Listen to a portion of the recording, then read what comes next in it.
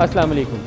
کچھ عرصے سے تاثر یہ ہے کہ پاکستان جن حالات سے گزر رہا ہے، خاص طور پر اس علاقے میں ہم کوشش کر رہے تھے کہ انڈیا کے ساتھ ہمارے تعلقات کی نوعیت پہلے سے بہتر ہو جائے، کشیدگی میں کمی آ جائے۔ پرائم منسٹر نے اس حوالے سے اور پاکستان نے کچھ انیشیٹوز بھی لیے، لیکن جس عرصے میں ہم بھارت کے ساتھ اپنے تعلقات کو بہتر بنانے کی کوشش کر رہے تھے، یہ اپوزیشن کا کہنا یہ ہے کہ اسی عرصے میں بھارت نے پاکستان کو باقاعدہ انسرکل کیا ہے۔ مودی نے یو اے ای میں جا کے، چائنا میں جا کے، ایران میں جا کے، سعودی عربیہ میں جا کے، امریکہ میں جا کے پورا ایک چکر کاٹا پاکستان کے جتنے دوست ممالک تھے، اور ایک وہ جسے کہتے ہیں ایک سفارتی تنہائی۔ اپوزیشن کا الزام یہ ہے کہ پاکستان آج وہاں کھڑا ہے جہاں پاکستان کا نہ خطے میں کوئی دوست ہے نہ دنیا میں کوئی دوست ہے۔ پاکستان کی فارن پالیسی کیسے ڈیسائیڈ ہوتی ہے، کون اس کے انچارج ہیں، کیسے فیصلے کیے جاتے ہیں، اور یہاں پر طریقہ کار کیا ہے، کیا کوئی تھاٹ پروسیس اس میں پہلے سے لیا جاتا ہے؟ لانگ ٹرم ہم سوچتے ہیں آج سے 25-30 سال بعد کہاں کھڑے ہوں گے؟ یہ تمام سوالات ہیں جو آج کے پروگرام میں پوچھیں گے، اور ہمارے ساتھ ہوں گے آج کے پروگرام میں سرتاج عزیز صاحب، مشیر خارجہ ہیں۔ سر بہت شکریہ، آج کے پروگرام میں آپ ہمارے ساتھ شامل ہو رہے ہیں۔ بہت سے کرٹیکل ایشوز ہیں، ون بائی ون اگر جوائن کرتے ہیں، افغانستان سے سٹارٹ کر لیں۔ افغانستان کو ہم 40 سال سے افغان مہاجرین کو پاکستان میں رکھے ہوئے ہیں۔ آج وہ زمانہ ہے کہ افغانستان ٹینک لے کر ہماری سرحد پر آ جاتا ہے۔ دوسرا موقع ہے پچھلے چند ہفتوں میں، اور ایک پاکستانی میجر شہید بھی ہو گئے۔ کیسے یہ تعلقات بنتے ہیں؟ اس میں جی ظاہر ہے کہ جو ہم نے فیصلے کیے پچھلی حکومتوں نے کہ افغانستان میں ہم انٹرفیئر کریں گے ان کے اندرونی، کہ روس نے وہاں حملہ کیا تو ہم بچاؤ کریں گے، تو اس پالیسی کے اب ہم اثرات بھگت رہے ہیں۔ 5 ملین ریفیوجیز یہاں آئے، ڈرگز آئے، گنز آئے، اور انسٹیبلٹی جو ہے وہ اوور فلو کرتی رہی ہماری طرف۔ پھر 9/11 ہوا، تو اس کے بعد افغانستان پہ حملہ ہوا، تو وہ تمام لوگ جو ہم نے اور امریکہ نے اور باقی ممالک نے مل کے مجاہدین کی کھیپ تیار کی تھی جو روس کے ساتھ لڑے، ان کو وہاں سے دھکیل دیا گیا، اور ہمارے ٹرائبل ایریا میں تو وہ ہمارے لیے تھریٹ بن گیا بہت سارے ان میں سے۔ تو اس کے بعد سے دہشت گردی کا جو عمل شروع ہوا، بام بلاسٹ، سوئسائڈ اٹیکس، ان کا سلسلہ ایسا چلا کہ 60,000 لوگ ہمارے جانیں گئی، ان کی 100 بلین سے زیادہ نقصان ہوا۔ تو یہ خطرات تھے اور خدشات تھے جو ہمیں درپیش تھے۔ تو اسی لیے یہ فارن پالیسی جو ہے یہ خلا میں نہیں بنتی، ان حالات میں بنتی ہے، ان پیچیدگیوں میں بنتی ہے جو کہ آپ کے سامنے ہو۔ تو ہماری حکومت جب آئی تو ہمارا سب سے پہلا فیصلہ یہ تھا کہ ہم یہ پالیسی آف نان انٹرفیئرنس شروع کریں گے، یعنی آئندہ ہم کسی اور کی جنگ میں شامل نہیں ہوں گے۔ ہم اپنے وطن کی حفاظت کریں گے، اپنے بارڈرز کو مضبوط کریں گے، اپنی اکانومی ٹھیک کریں گے۔ اب جو مرحلہ اگلا ہے جس سے کہ یہ موجودہ کشیدگی آئی ہے، وہ یہ ہے کہ فاٹک کو ہم نے سیکیور کیا اور وہاں پہ اپنے ری اسٹیبلش کی ہے، لیکن افغانستان بارڈر اوپن رہے گا تو یہ محفوظ نہیں رہ سکتی ہمارا ٹرائبل ایریا۔ تو بارڈر مینجمنٹ کے لیے ہمیں وہاں پہ ایک تو اعلان ہوا ہے کہ اب آئندہ جو ان ریگولیٹڈ موومنٹ ہے لوگوں کی، کہ بغیر پاسپورٹ کے اور ڈاکومنٹ کے لوگ چلیں، ان کو ہم ٹھیک کریں۔ اس کے بعد وہاں پہ ہمیں سٹرکچرز بنانا ہے، border gate, fencing, pedestrian routes, اس میں پارٹلی سہولت ہوتی ہے آنے جانے والوں کی اور پارٹلی کنٹرول ہوتا ہے۔ تو اس پر ظاہر ہے کہ افغانستان کے تحفظات بھی ہیں، خدشات بھی ہیں، لیکن ہم نے اسی لیے ان کو انوائٹ کیا کہ آپ آئیں۔ یہ صرف ہمارے لیے ضروری نہیں ہے، آپ کے لیے بھی ضروری ہے، کیونکہ آپ بھی کہتے ہیں کہ آپ کی طرف سے لوگ آ کے ہمارے یہاں حملے کرتے ہیں، ہم بھی کہتے ہیں کہ وہاں سے لوگ آ کے حملے کرتے ہیں۔ تو یہ بارڈر کنٹرول ہوگا تو یہ حملے رکیں گے، ورنہ کیسے؟ بارڈ لگانے کا، فینس لگانے کا فیصلہ اٹل ہے، پیچھے تو نہیں ہٹیں گے اس سے؟ پورا فینس سارا بارڈر تو نہیں ہو سکتا، جو کراسنگ پوائنٹس ہیں ان پر ہم کارڈن آف کر کے، کیونکہ اس میں اگر آپ صرف گیٹ لگائیں گے اور ساتھ جو پورشن جہاں سے گزر سکتے ہیں لوگ اس کو فینس نہیں کریں گے تو ظاہر لوگ ادھر ادھر سے گیٹ سے نکل آئیں گے۔ تو وہ ہم لمیٹڈ فینسنگ جسے کہتے ہیں وہ کر رہے ہیں۔ اگر وہ پھر حملہ کرتے ہیں پھر کیا کریں گے؟ نہیں، اب نہیں کریں گے۔ کریں گے تو پھر کیا کریں گے؟ ظاہر ہے کہ ہماری فوج نے بھی کہا ہوا ہے کہ ہم جو بھی ہم پہ حملہ کرے گا ہم رسپونڈ کریں گے، لیکن جو بنیادی بات ہے وہ یہ ہے کہ جب میں نے پھر حنیف اتمر جو ان کے نیشنل سیکورٹی ایڈوائزر تھے ان سے بات کی تھی 15 تاریخ کو کہ اس پر آپ ایک تشریف لائیں یا آپ کے فارن منسٹر تشریف لائیں تاکہ ہم اس پہ بیٹھ کے بات کریں۔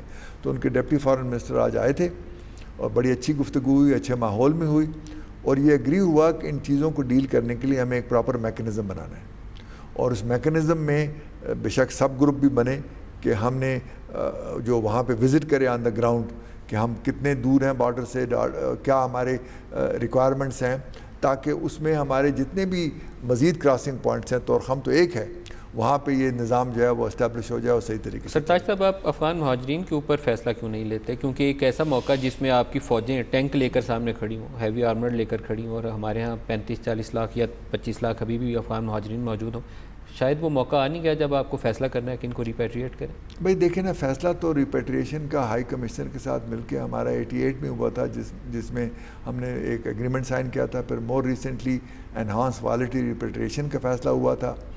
لیکن اس میں انہوں نے پل فیکٹرز بھی جو تھے کہ یہاں سے جو ان کو ریہیبلیٹیشن دیں، زمینیں الاٹ کریں یا مکان دیں، اور ادھر سے جو پش فیکٹرز ہیں اس میں بھی UN high commissioner for refugees نے پورے ریسورس پرووائڈ نہیں کیے. تو جس سپیڈ سے ریپیٹریشن چاہی تھی وہ نہیں ہوئی. تو اب ان کے جو UN high commissioner for refugees کل آ رہے ہیں، اور ہم نے آج اس کے لیے بڑی لمبی میٹنگ بھی کی اسی مقصد کے لیے کہ ہم اس میں رجسٹرڈ ریفیوجیز ہیں اور ان رجسٹرڈ ریفیوجیز ہیں. تو اس کے لیے ہم پورا ایکشن پلان بنا رہے ہیں کہ ان کو کس طریقے سے ہینڈل کیا جائے گا. اور اس میں میرا خیال ہے کہ اب دنیا میں یہ ہمیں احساس ہو چلا ہے کہ ہم نے 35-40 سال سے اتنے لارج اسکیل ریفیوجیز کو ہاؤس کیا ہوا ہے. تو اب ضرورت اس بات کی ہے، اور وہ ہمارا سیکورٹی ایشو بن چکا ہے، کیونکہ جب سے ہم نے ان کا انفراسٹرکچر ڈسٹرائے کیا ہے وزیرستان میں اور باقی فاٹا میں، تو ریفیوجی کیمپ ان کے ایک طرح کے سیف ہیونز بن رہے ہیں جہاں پہ لوگ، چونکہ ان ریگولیٹڈ موومنٹ ہے، تو یہ ساری چیزیں سائملٹینیسلی ہو رہی ہیں. آپ دیکھیں گے کہ یہ پالیسیوں پہ ظاہر ہے کچھ. تو اب آپ سمجھتے ہیں کہ ان کی واپسی کا ٹائم آ گیا؟ واپسی کا ٹائم تو آ گیا ہے، لیکن ظاہر ہے کہ گریجول پروسیس ہوگا.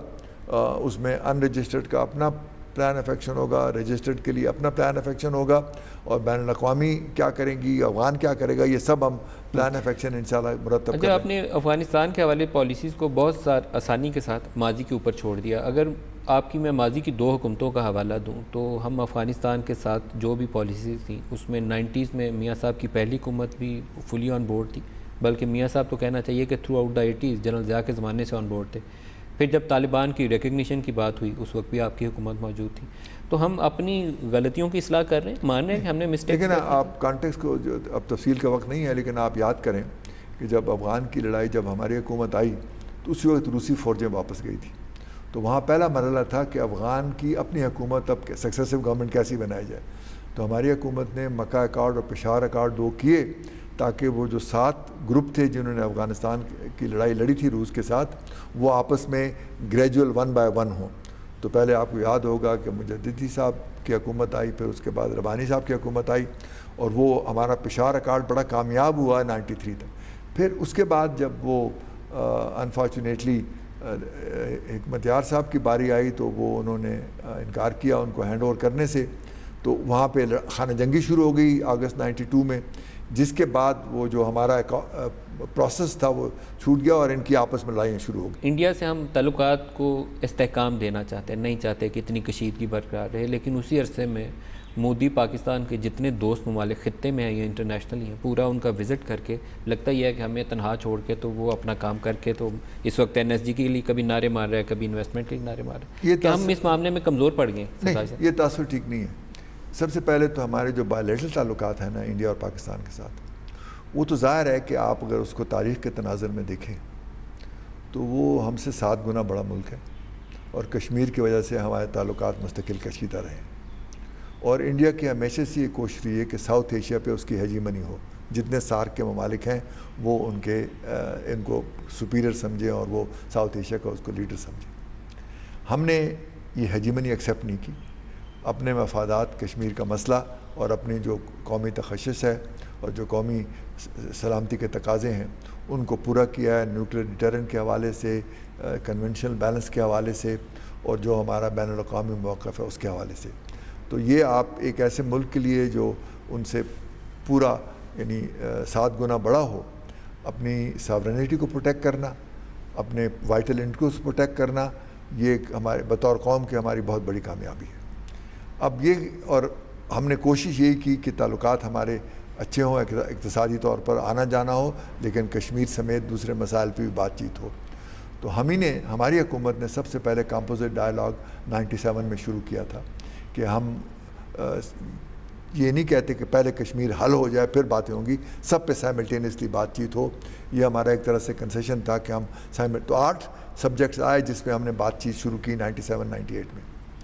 وہ پھر جب کارگل کی لڑائی ہوئی اور وہ ختم ہوا معاملہ، اس کے بعد پھر 2004 میں وہی کمپریہنسو ڈائلاگ ریزیوم ہوا، وہ پھر بامبے کی وجہ سے اسکٹل ہوا اور اس کے بعد سے شروع نہیں ہوا۔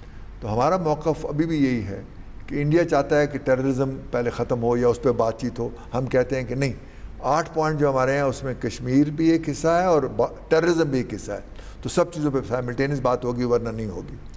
تو ہمارا یہ موقف قائم ہے، اس لیے بات چیت شروع نہیں ہوئی۔ لیکن 2 باتیں ضروری ہیں، ایک یہ کہ ہم ہندوستان کے ساتھ اگر ہماری دوستی نہیں ہو رہی، اور جس میں وقت لگے گا بہت، تو کم از کم تعلقات میں کشیدگی بڑھے نا، لائن آف کنٹرول ذرا سائلنٹ ہو، محفوظ ہو، وہاں واقعات نہ ہوں، تھوڑا بہت آنا جانا لگا رہے، جو سی بی ایمز ہیں وہ چلتی رہیں، اور ہم ڈائلاگ کی جو ڈیمانڈ ہے وہ کرتے رہیں، اور اس میں ہم کامیاب ہوئے ہیں، اور دنیا کی ہمیں حمایت حاصل ہے کہ پاکستان ڈائلاگ مانگ رہا ہے، ہندوستان کو ماننا چاہیے۔ تیسری بات اس میں یہ ہے کہ کشمیر کا مسئلہ چونکہ ہندوستان اس پہ عمل نہیں کرنا، بات چیت نہیں کرنا چاہتا، تو بین الاقوامی سطح پر اس کو ہم مزید انٹینسیفائی کریں تاکہ ہماری جو UN ریزولوشن کے حوالے سے ڈیمانڈز ہیں وہ ہم قائم رکھیں۔ 2 ایشوز ہیں، تو یہ اب میں یہ تو ہوا ہمارا بائیلیٹرل، تو ہم نے اس پہ اپنے جو قومی مفاد اور قومی سلامتی کو محفوظ کیا ہوا ہے۔ اب ان کا جو کام ہے کہ ہم باقی ممالک کے ساتھ کیسے کریں، آپ ذرا موازنہ کر لیں۔ آپ نے چین کا بھی نام لیا، چین کے جو ہمارے ساتھ تعلقات ہیں وہ ہمیشہ سے بہت اچھے تھے، لیکن ان 3 سالوں میں جو اس میں ایک بنیادی تبدیلی آئی ہے وہ تو ایک تاریخی حیثیت رکھتی ہے۔ سعودیز کے متعلق بھی تو ہم یہی سوچتے ہیں۔ نہیں، وہ کوئی مقابلہ نہیں ہے۔ جو چین کے ساتھ ہمارا سی پیک ہوا ہے اور جو ہمارا جیو اسٹریٹجک کنورجنس ہے، وہ ہماری اس موجودہ دور کا سب سے جب میں کہوں گا مین اچیومنٹ ہے، اور یہ صرف چین کے ساتھ نہیں ہے، کیونکہ دنیا میں ری الائنمنٹس ہوتی رہتی ہیں پاور سٹرکچر کی، اور اس وقت بہت بڑی جیو پولیٹیکل ری الائنمنٹس ہو رہی ہے جب رشیا اور چائنا مل کر یوریشیا کو ڈیولپ کر رہے ہیں، اس علاقے میں کنیکٹیوٹی بڑھا رہے ہیں، اس علاقے میں تجارت اور وہ بڑھا رہے ہیں، کیونکہ اگر آپ تاریخی پس منظر میں دیکھیں گے تو اندر 20-25 سال کا پوٹینشیل یہاں پر ہے، ساؤتھ ایسٹ ایشیا میں، ایسٹ ایشیا میں۔ ستار صاحب، مجھے ویسے سی پیک میں آپ کی کامیابی سے زیادہ چائنا کی وہ جو ڈکلیئرڈ پالیسی ہے 1 بیلٹ 1 روڈ، یہ اس کا انیشیٹو زیادہ ہے، بٹ ہمیں دیکھیں، ہمیں جس میں اسے ایکسیس چاہیے، آلٹرنیٹ روٹ چاہیے کہ اگر اس کی انسرکلمنٹ ہو رہی ہے تو اس کو متبادل ٹریڈنگ روٹس ملے سینٹرل ایشیا تک جانے کے، لیکن ہمارا بھی ذرا دیکھیں نا کہ ہماری جو جغرافیکل لوکیشن ہے وہ سینٹرل ایشیا، ساؤتھ ایشیا میں ایک طرف اور ویسٹ ایشیا میں درمیان میں ہے، اور یہ لوکیشن ہمارے لیے اب تک ہماری لائبلٹی تھی، اور ہمارے مینیفیسٹو میں ہے کہ ہم نے اس لائبلٹی کو ایسٹ بنانا ہے۔ تو آپ دیکھیں کہ اس میں سی پیک جو ہے، پھر پچھلے 3 سال میں سینٹرل ایشیا سے ہماری کتنی ہائی لیول پہ ایکسچینجز ہوئیں، اور ہماری کنیکٹیوٹی کی ذریعے سے کازا 1000 ٹاپی گیس پائپ لائن ترکمنستان سے، Iran Pakistan gas pipe line, تو ہماری کنیکٹیوٹی اب یہ ایسٹ بن رہا ہے، اور ایون سی پیک بھی جو ہے تو اس میں ہمارا چائنا کا اور کنورجنس ہے کہ ان کو بھی ضرورت ہے انڈین اوشن تک ایکسیس، اور اپنے جو ان کی جو ویسٹرن ایشیا ہے، ویسٹرن چائنا ہے، اس کی ریکوائرمنٹ اگر گوادر سے پوری ہوں گی تو آپ دیکھیں گے ہمارے لیے کتنا فائدہ ہے۔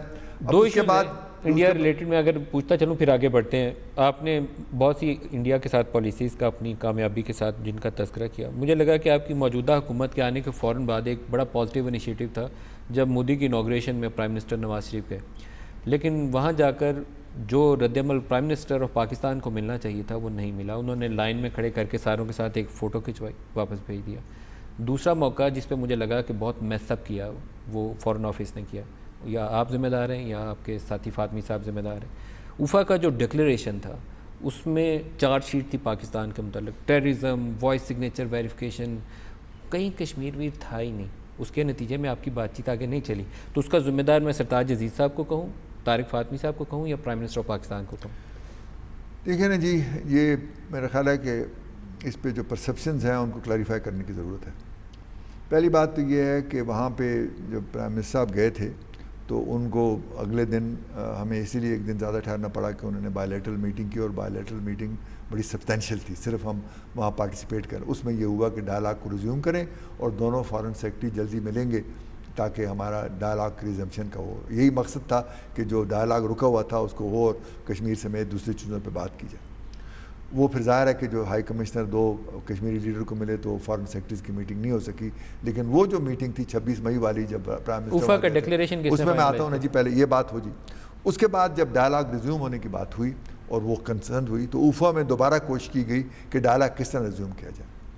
تو اگر آپ اوفا کا ڈکلیریشن بے شک پوچھیں تو اس میں کلیئرلی لکھا ہے کہ the two sides agreed that substantial negotiation on all outstanding is necessary to achieve peace and stability in the South Asia. تو آل آؤٹسٹینڈنگ ایشوز میں کشمیر سر فہرست ہے, تو یہ بات کہنا ہے کشمیر کا ذکر نہیں تو نہیں ہے, تو یہ ٹھیک نہیں. سرتاج صاحب آپ نے فائنلائز کیا تھا اوفا کا ڈکلیریشن؟ فارن سیکرٹری نے کیا تھا. فارن سیکرٹری نے کیا. اچھا, اس کے بعد نہیں, اٹس ناٹ اے فیلئر, کیونکہ جب آل آؤٹسٹینڈنگ ایشو کا ذکر آپ کرتے ہیں تو کشمیر اس میں شامل ہے. نہیں سرتاج صاحب, ہم کبھی بھی ہم کہتے ہیں all outstanding issues including the issue of Kashmir. آپ نے یہ کی ورڈ, میں انڈیا کے ٹی وی سن رہا تھا جب پرائم منسٹر انوگریشن پہ مودی کے گئے ہیں, وہاں پر پرائم منسٹر نے میڈیا انٹریکشن میں کشمیر کا لفظ استعمال نہیں کیا. لیکن ہم نے اپنی انٹرپریٹیشن میں نے 13 اگست کو پریس کانفرنس کر کہا کہ یہ جو مقصد ہے یہ ہمارا ابھی موقف ہے, اور جب تک کشمیر پہ بات ہوگی میں کیا مودی کی انوگریشن میں جانے سے پہلے ہم نے پروٹوکول ڈسکس نہیں تھا کیا کہ کچھ جوائنٹ پریس ٹیک آؤٹ ہوگا کہ نہیں, کوئی علیحدہ سے فوٹو آپ ہوگا کہ نہیں پرائم منسٹر پاکستان اور وہ تو دیکھیں ایک سیریمونیل اوکیزن تھا, it was not a bilateral visit. Prime minister disappoint ہوئے اس کے بعد, انہوں نے اظہار کیا اس کا کہ نہیں, میرا خیال ہے کہ اس میں وہ وزٹ کا جو مقصد تھا ہمارا کہ ڈائلاگ شروع ہو دونوں ممالک میں, وہ اچیو ہو گیا تھا. لیکن وہ پروٹوکول آپ نے اس کا بھی آپ نے ڈسکس کیا تھا؟ نہیں خیر, پروٹوکال ہمیشہ انڈرسٹوڈ ہے, اور پروٹوکال حوالے سے میرا خیال ہے کوئی ایسی تو کوتاہی نہیں ہوئی تھی.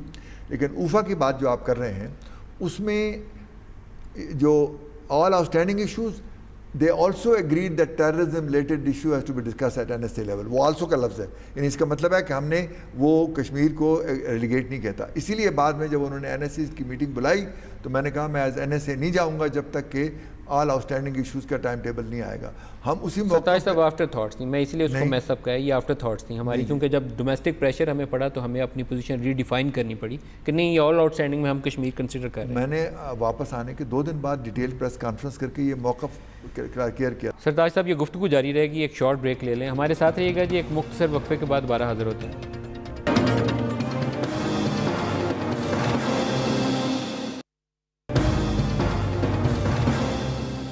پروگرام میں دوبارہ خوش آمدید کہتے ہیں. ابھی پرائم منسٹر کے آپریشن سے پہلے اللہ تعالیٰ انہیں صحت مند کرے واپس آئیں, انہوں نے اپنی والدہ کو کال کیا جو میرے خیال میں بڑا ہی ایک اچھا نوبل جیسچر ہے. لیکن آپریشن تھیٹر میں جانے سے پہلے انہوں نے پرائم منسٹر مودی کو بھی کال کیا, وہ کال کیوں کی گئی؟ گڈ ول کال تھی, اس میں دیکھیں نا انہوں نے بیمار پرسی کی تو انہوں نے شکریہ ادا کیا, اس میں تو کوئی ایسی بات نہیں. Why prime minister of Pakistan called before going to operation theatre? دیکھیں نا اس وقت جب انہوں نے اور لیڈروں کی جن کے بھی ان کے گڈ وشز آئے تھے ان کو انہوں نے کال کیا, تو اس میں کوئی ایسی بات نہیں ہے.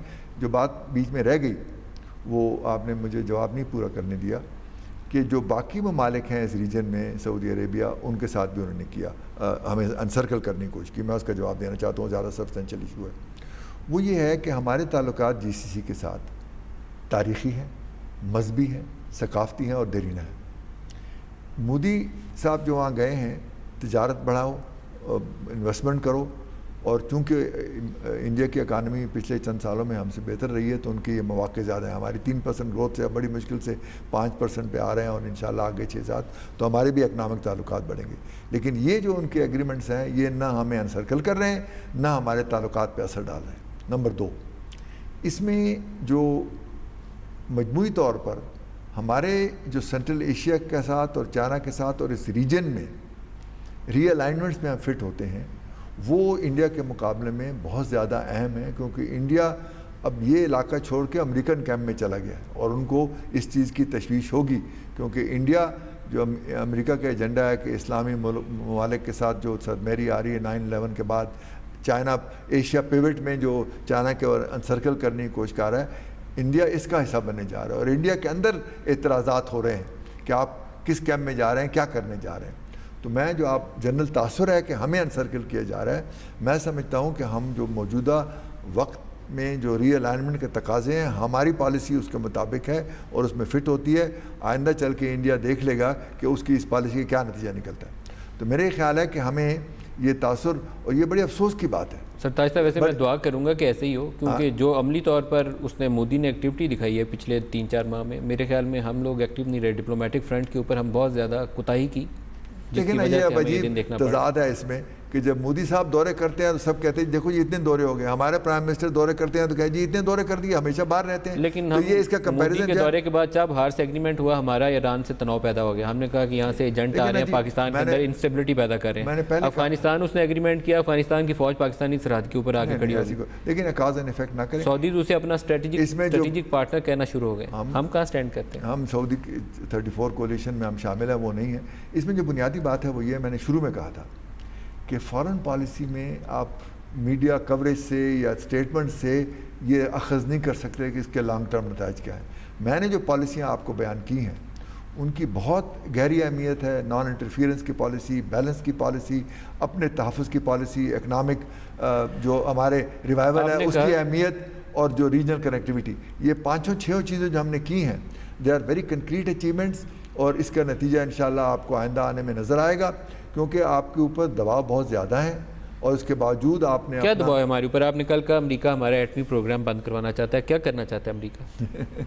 دیکھیں نا جی, ان کا جو مجموعی طور پہ جو نان پرولیفریشن ایجنڈا ہے وہ اس پر یہ چاہتے ہیں کہ ہم اپنا جو نیوکلیر پروگرام ہے, خاص طور پہ ٹیکٹیکل نیوکلیر ویپنز, اس کی طرف نہ جائیں. یا ہماری جتنی بھی میٹنگ ہوئی ہیں اس میں یہ ذکر آیا ہے اور پرائم منسٹر کے وقت بھی آیا ہے کہ لانگ رینج میزائل کو زیادہ لانگ نہ کریں. ہمارا موقف اس میں یہ ہے کہ یہ ایک ڈائنامک سچویشن ہے. انڈیا اگر اپنی کیپیسٹی بڑھاتا جائے گا, ہمیں رسپونڈ کرنا ہے, ڈیٹرنس ہے ہمارا. اور انڈیا نے جب سے اسے ایگزمپشن ملی ہے 2008 کی, اس کے بعد سے انہوں نے اپنا نیوکلیر آرسنل بہت بڑھا دیا ہے. تو ہم کسی اور ملک کو یہ اختیار نہیں دیں گے کہ وہ یہ فیصلہ کرے کہ ہم نے اپنی ڈیٹرنس کیسے کرنی ہے, اپنی سیکورٹی کا تحفظ کیسے کرنا ہے. یہ ایک بہت بڑی اسرشن ہے. آپ کو یاد ہوگا کہ پچھلی گورنمنٹ میں 2008 میں انہوں نے پلیٹ پر رکھ کر انڈیا کو وہ ایگزمپشن. کیا ان لوگوں کے خلاف آپ کارروائی پسند کرنا کریں گے؟ کیونکہ پریکٹیکلی NSG کے جو بینیفٹس ہیں موسٹلی انڈیا انجوائے کر رہا ہے 2008 اگست سے, اور پاکستان نے اس کو ہونے دیا تھا کیونکہ ہم نے اس کے اوپر وہ اپنا وہ جو نوٹ تھا وہ سبمٹ نہیں کیا, وڈرا کر لیا تھا. کس نے وڈرا کروایا تھا؟ دیکھیں نا, میں یہ کہہ رہا ہوں آپ نے پاکستان کی نیشنل سیکورٹی کا ڈسکس کیا نا, کس نے وڈرا کروایا تھا؟ بہرحال دیکھیں نا جی, اس وقت کی گورنمنٹ اس کا جواب دے. ستاش صاحب کس نے وڈرا کرایا تھا؟ رسپانسبل کون تھا؟ میں اس پہ ظاہر ہے کہ اخباروں میں جو خبریں آ چکی ہیں وہ کافی ہیں, میں اس پہ مزید وہ خبریں کیا سجیسٹ کرتی تھیں؟ یہ نیشنل سیکورٹی ہے نا, تو بات یہ کہ تو پولیٹیکل ایشوز ہیں, دنیا قوم خود کیا ہمیں اس کے اوپر ایک ٹرائل نہیں کرنا چاہیے؟ ٹرائل کی بات تو نہیں ہے, تو گورنمنٹ پالیسی فیصلے کرتی ہے, اس وقت کیا مسئلے آتی ہے وہ ایکسپلین کریں. آپ کوئی بھی فیصلہ کر کے پاکستان کی سیکورٹی کمپرومائز کر لیں تو ہو جانے دیں, ٹھیک ہے. بہرحال دیکھیں نا, گورنمنٹ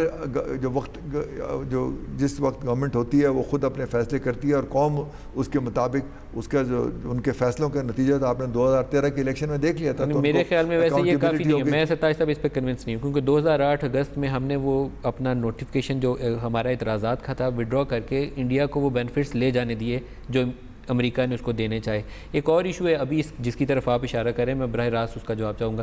پاکستان نے فل اسپیکٹرم نیوکلیئر سیکورٹی ڈاکٹرین جو ہے اس کی طرف چل گیا. پہلے ہم اسٹریٹجک ڈیٹرنس کی بات کرتے تھے, تو اس میں ہم نے اسمارٹ ڈیوائسز مختلف جگہوں پہ لگا دی ہیں کہ اگر انڈیا کی وہ کولڈ سٹارٹ ڈاکٹرین ہے وہ ہم پہ حملہ کرے گا تو ہم جواب دیں گے.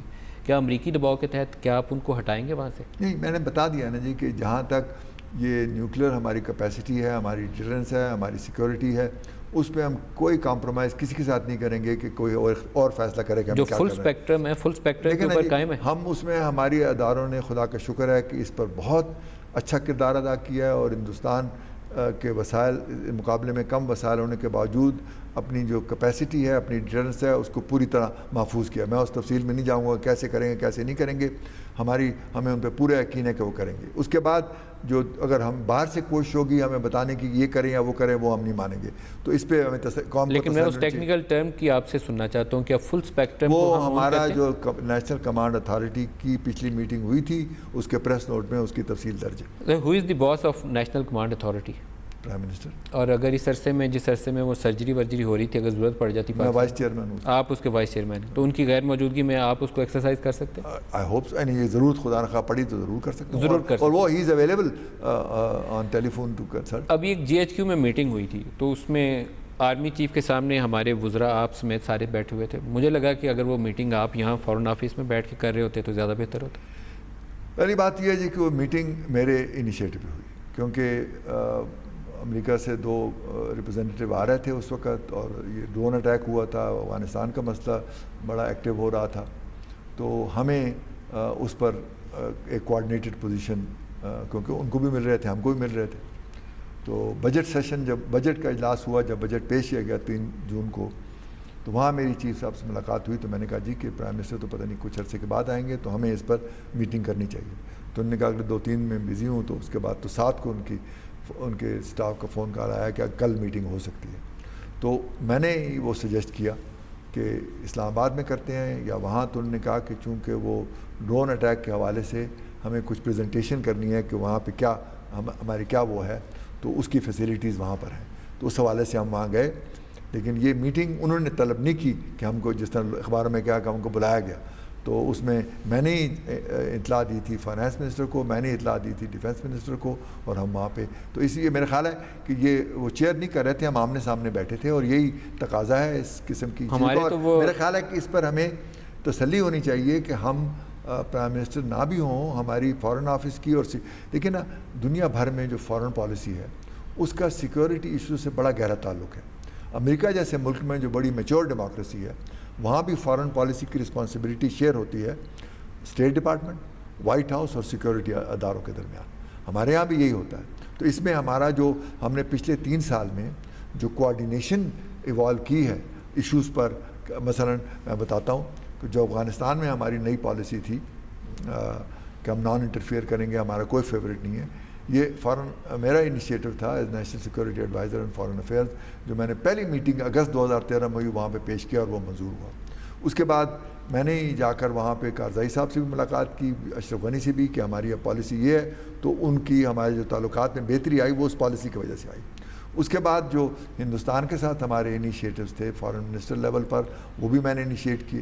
امریکہ کے ساتھ جو ڈائلاگ 3 سال سے سسپینڈ ہوا تھا، ریمنڈ ڈیوس سلالہ ابٹباد کے حوالے سے 2010 کے بعد، جیسی ہماری حکومت آئی 2 مہینے کے بعد کیری صاحب یہاں آئے اگست میں، تو ہم نے وہ اسٹریٹجک ڈائلاگ ریزیوم کیا. اور میں نے 3 سال 2014، 2015، 2016 میں اس ڈائلاگ کو کیا، اور اس کا دائرہ وسیع تر کیا کہ سیکورٹی سے ہٹ کر آپ اس میں economic, trade, education, science, technology سب چیزیں ڈالیں. تو ہم نے یہ جو ہمارے انیشیٹوز ہیں اس پہ، اور خاص طور پہ جو سارک کی سمٹ ہوئی یا یہاں پہ افغانستان سے، آج سے کچھ عرصہ پہلے یہ اسامہ بن لادن کے اٹیک کے بعد ہمیں ایک موقع ملا تھا، جنرل کیانی سے ان سروس تھے ملاقات کرنے کا کچھ جرنلسٹ کو.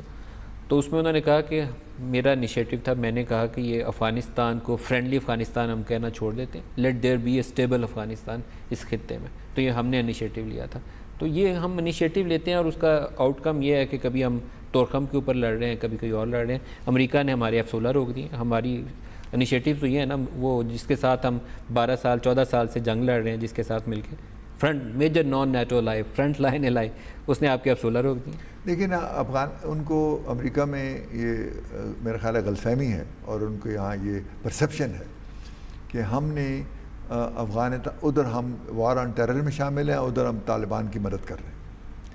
ہم نے وہ ثابت کر دیا آپریشن ضربیات کر کے کہ ہم نے بلا تفریق تمام جو ہائیڈ آؤٹس، سیف ہیونز تھے، سوئسائڈ فیکٹریاں تھیں، ٹریننگ فیکٹری تھی، سب کو تباہ، انفراسٹرکچر کو تباہ کیا. اور ہم نیشنل ایکشن پلان میں یہ ہمارا وعدہ ہے کہ ہم سب سے بغیر ڈسکرمنیشن کریں. لیکن ظاہر ہے 1.5 سال اتنا بڑا عرصہ تو نہیں ہوتا، ہم اس میں چل رہے ہیں اس راستے پر.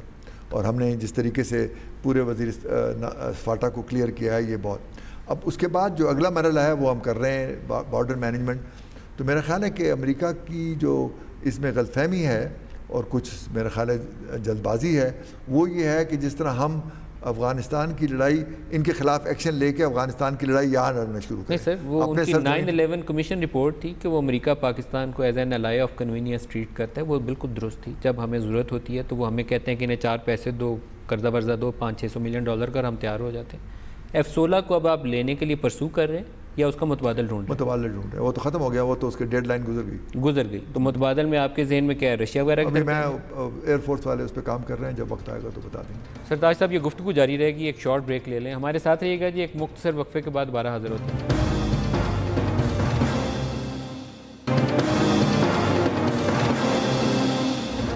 پروگرام میں دوبارہ خوش آمدید کہتے ہیں. جب افغانستان سے ہم یہ ڈسکس کرتے ہیں کہ افغانستان کہتا ہے کہ یہاں سے انفلٹریشن ہوتی ہے، تو افغانستان سے ہم پوچھتے ہیں کہ ملا فضل اللہ کہاں بیٹھا ہوا ہے اور یہ جو لوگ پاکستان حملہ آور ہو رہے ہیں یہ کہاں بیٹھے ہوئے ہیں؟ ہر دفعہ پوچھتے ہیں لیکن پوچھنے سے کام نہیں چلتا. اب جو بارڈر مینجمنٹ کر رہے ہیں اس میں مداوع ہے کہ ہم اس بارڈر کو ان ریگولیٹڈ اب نہیں چھوڑیں گے. جیسے میں نے پہلے کہا کہ چونکہ فاٹا کو ہم نے سیکیور کیا ہے، وہ سیکیورٹی محفوظ نہیں ہے جب تک بارڈر مینجمنٹ نہیں ہوگا. تو اگلے چند مہینے میں انشاءاللہ صرف تورخم نہیں باقی جگہ بھی یہ بارڈر محفوظ ہو جائے گا. دو بڑے ایشوز ہیں. این ایس جی کے اوپر انڈیا بہت ایکٹیو ہے اور امریکہ اس کو سپورٹ کر رہا ہے، ہم کہاں سٹینڈ کرتے ہیں؟ میرا خیال ہے کہ اس پہ ہم نے بڑی ایکٹیو ڈپلومیسی کی ہے پچھلے چند مہینے میں، اور این ایس جی کے 48 ممالک کے ساتھ بڑے اچھے رابطے کیے ہیں، منسٹریل لیول پہ بھی، ایمبیسڈر لیول پہ بھی، اور اسپیشل انوائز کے لیول پر بھی. اور ان میں سے بہت سے ممالک کو یہ جو ہماری لائن تھی اس پہ کنونس کر لیا ہے کہ آپ انڈیویجول اپلیکیشن کر کے انڈیا کو ایک اور ایکسیپشن نہیں دے سکتے 2008 کے بعد، کیونکہ اس کے بعد انہوں نے این ایس جی کے اور این پی ٹی کے جو آبجیکٹیوز تھے ان کو پورا نہیں کیا، بلکہ الٹا گئے ہیں کہ اپنا آرسنل بڑھا دیا، سیکنڈ اسٹیک ایبلٹی ڈیولپ کر دی، نیوکلیر سب مرینز، نیوکلیر آرم سب مرین بنا دیے. تو یہ آپ اس چیز کو نہیں کر سکتے آگے. تو تمام ممالک نے، آدھے سے زیادہ ممالک نے ہمارا یہ موقف ایکسیپٹ کیا کہ کرائٹیریا بیسڈ اپروچ ہو. پہلے کرائٹیریا بنائیں، پھر انڈیویجول اپلیکیشن کو کنسیڈر کریں اور اس کرائٹیریا کو یونیفارملی سب میں اپلائی کریں. اس کے بعد ہم نے جو سیول کی میٹنگ ہونے جا رہی ہے آج سے، اس میں جو ہمارا موقف ہے وہ یہ ہے کہ یہ دو انڈیویجول اپلیکیشنیں نہیں ہیں. جو ریجنل سٹیبلٹی ہے، اسٹریٹجک سٹیبلٹی ہے ساؤتھ ایشیا کی، وہ بجائے خود ایک امپورٹنٹ آبجیکٹیو ہے. اور اگر آپ انڈیویجولی ان دونوں کو الگ الگ کریں گے تو وہ اسٹیبلٹی خطرے میں پڑ سکتی ہے. تو دونوں کو اکٹھے ہی آنا ہے جب بھی آنا ہے. جب انڈیا کنسیڈر ہوگا تو پاکستان ساتھ کنسیڈر ہوگا. اور اسی لیے ہم نے اپنی اپلیکیشن انڈیا نے 13 مئی کو دی، ہم نے 18-19 کو دے دی. تو ہماری اپلیکیشن اور اس کی ہماری جو ٹیکنیکل کریڈینشلز ہیں وہ انڈیا سے بہتر، برابر نہیں تو بہتر ہیں. ایس سی او کے اوپر 23-24 کو میٹنگ ہونے والی ہے، کیا ہماری مکمل رکنیت اس گروپ کی اب شروع ہو جائے گی؟ انشاءاللہ. یہ بھی دیکھیں، جو میں نے پہلے ری الائنمنٹ کی بات کی تھی کہ ہم اس ریجن سے کنیکٹ ہو رہے ہیں، اس کا ایک جو کنکریٹ آؤٹ کم ہے وہ ایس سی او کی ممبرشپ ہے، کیونکہ ہم 15 سال سے وہاں پر اپلیکنٹ تھے اور آج ہمیں یہ انہوں نے اوفا میں فیصلہ کیا کہ ہمیں دونوں کو ممبر بنایا جائے. اور کوشش ہوئی کہ ہندوستان پہلے ممبر بنے، ہم نہ بنے، لیکن چین نے بھی اور باقی 2 ممالک نے بھی ہماری حمایت کی اور یہ فیصلہ ہوا کہ دونوں اکٹھے بنیں گے. تو ایس سی او کا جو رول ہے وہ اس خطے میں اب بڑھ رہا ہے. پہلے یہ بنی تھی کہ کاؤنٹر ٹیررزم اور کاؤنٹر ڈرگ کے لیے، اس زمانے میں خاص طور کے سنٹرل ایشیا کو محفوظ کرنے کے لیے بنی تھی. اب اس کا اکنامک اور کنیکٹیوٹی کا کنٹینٹ جو ہے وہ بڑھ رہا ہے. جیسے میں نے پہلے کہا کہ کنیکٹیوٹی میں ہمارا رول جو ہے سنٹرل ایشیا میں وہ بہت ہی اہم ہے، تو وہ ہمیں ملے گا. اس کے بعد جو روس سے ہمارے ویسے بھی بائیلیٹرل تعلقات بہتر ہو رہے ہیں، ان میں بھی مزید اضافہ ہوگا. تو یہ ایس او کی ممبرشپ جو ہے اس میں ہمیں اقتصادی میدان میں بھی فائدہ ہوگا. بنیادی طور پر تو سیکیورٹی الائنس ہے. اب میں بتا رہا ہوں کہ اس کا اکنامک ڈائمنشن بڑھ رہا ہے. اکنامک ڈائمنشن بڑھ رہا ہے. ایک ایران کے اوپر چلتے چلتے سوال کروں، آپ نے 1-2 دفعہ Iran Pakistan gas pipeline کا ذکر کیا. ایران سے ہمارے تعلقات میں تلخی بڑھ گئی ہے. وہ کلبھوشن یادیو اور دوسرے ہم کہتے ہیں یہاں سے وہ بیسز استعمال کر کے پاکستان آ رہے ہیں. چابہار کا انہوں نے انڈیا سے ایگریمنٹ کر لیا. آپ کی Iran Pakistan gas pipeline چلے گی آگے؟ انشاءاللہ. دیکھ رہے ہیں جی، اس میں یہ تاثر غلط ہے کہ تلخی بڑھ رہی ہے. ہمارے تعلقات پہ اثر پڑا تھا ان کے سینکشنز کا، کیونکہ ہماری ٹریڈ 1.7 سے کم ہو کے 300 ملین رہ گئی تھی. تو جیسے ہی سینکشن ہٹے، اور پرائم منسٹر جب گئے تھے پچھلے سال مئی میں، تو انہوں نے بھی یہ کیا کہ جیسی ہم تیاری کریں کہ جب سینکشن ہٹیں گے تو ہم اس کے مطابق کیا کریں گے. تو ہم نے بینکنگ جو ارینجمنٹس ہیں ان کو ریویو کیا ہے، جو ان کے آؤٹ اسٹینڈنگ پیمنٹس ہیں ان کو پیمنٹ کا انتظام کیا ہے. اور Iran Pakistan gas pipeline میں چونکہ سینکشن کے دوران شروع نہیں ہو سکتا تھا کام، تو ہم نے گوادر سے نواب شاہ تک ایک گیس پائپ لائن کا منصوبہ بنایا جو ایل این جی پہ بیس تھا، تاکہ وہ پائپ لائن جب بن جائے گی اور سینکشن ہٹ جائیں گے تو 100 کلومیٹر ایکسٹینڈ کر کے ایران سے مل جائے گا. تو وہ اس پہ کام شروع ہونے والا ہے. چائنیز کمپنی سے اس پہ بات ہو چکی ہے، وہ تاکہ وہ کب شروع کر رہے ہیں؟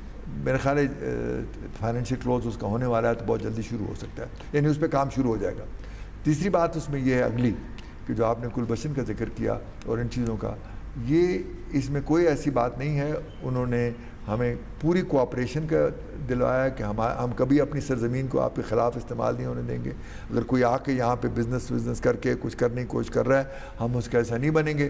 تو ہم ان سے انفارمیشن بھی ایکسچینج کر رہے ہیں اور کوآپریشن بھی کر رہے ہیں. تو میرا نہیں خیال کہ اس کی وجہ سے ہمارے تعلقات پہ منفی اثر پڑے. لاسٹ کوسچن آپ سے پوچھ لوں, پٹھان کوٹ اٹیک کے اوپر کل سشما نے کہا کہ ہماری ٹیم کو آنے سے انہوں نے منع نہیں کیا, ابھی انہیں ٹائم چاہیے. حالانکہ ان کے وہ جو نیشنل انٹیلیجنس والے چیف ہیں وہ مکمل طور پر کہہ چکے ہیں کہ اسٹیٹ آف پاکستان یا پاکستان کی کوئی ایجنسی پٹھان کوٹ اٹیک میں انوالو نہیں تھی. تو ہمارا کیا سٹیٹس ہے؟ کیا ہم انہیں بلا رہے ہیں کہ آئیں وہ جیش محمد والوں سے تفتیش کرنی ہے تو کریں, کیا کہہ رہے ہیں؟ نہیں دیکھیں نا جی, اس پہ جو انہوں نے ایویڈنس دی ہے وہ اس میں کون انوالوڈ ہے کون نہیں وہ بھی چل رہی ہے. تو اس پہ جو کارروائی کرنی ہے وہ تو ہم نے کرنی ہے نا.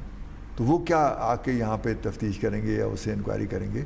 تو میرے خیال ہے کہ یہ ہماری ایجنسیز اس پر فیصلہ کریں گی کہ آیا ایویڈنس کو کوریبوریٹ کرنے میں یا ہمارے ٹرائل کو یا جو ابھی جو ہمیں کارروائی کرنی ہے اس میں کوئی مدد مل سکتی ہے تو پھر ہماری ٹیم جا سکتی ہے یا ان کی آ سکتی ہے. اس پر بالکل ہمیں کوئی ابھی فیصلہ ابھی ہوا نہیں اور نہ. لیکن آپ کا بنیادی خیال یہ ہے کہ اس پہ جو بھی کارروائی ہے وہ پاکستان کو کرنی ہے؟ ظاہر ہے کہ اگر کچھ ہمارے لوگوں نے کچھ کیا ہے تو ظاہر ہے کہ ہمیں ان کے خلاف کارروائی کرنا. کیا ہمارے پاس ایسے کوئی ایویڈنس ابھی تک کنکلوسیو نہیں ہے کہ کون انوالو تھے اور جو لوگ آئے تھے ان کی آئیڈینٹی کیا تھی, کس تنظیم سے تعلق تھا, تو اس میں کیا کیا انوالومنٹ تھی. تو یہ میرا خیال ہے کہ اس نے سشما سوراج نے کہا ہے کہ اس میں پاکستان کا جو اپروچ تھی وہ بڑی پازیٹیو تھی.